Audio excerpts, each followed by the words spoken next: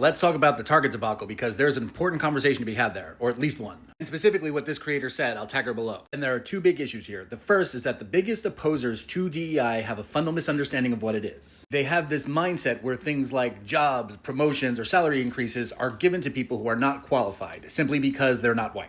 And that's not the case. There's one element of DEI that focuses on making sure that communities that have historically been marginalized and been pushed aside have the same opportunity as everyone else for raises and promotions and whatnot. And to be clear, that's only the D within DEI. But the bigger issue here is, as someone who is a champion of DEI, I have always been very vocal that DEI should not be in HR. The first reason is based on who generally leads HR. DEI is not set up for success reporting into it. But the second and most important one is as it relates to business. DEI should not just be for employees. If you put DEI in HR, then what you're saying is the only thing that are important to us about our DEI is the employees. And don't get me wrong, that's important, but that should not be the only thing.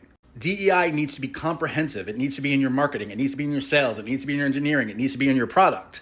And DEI should report to the highest chain. It should be its own business function.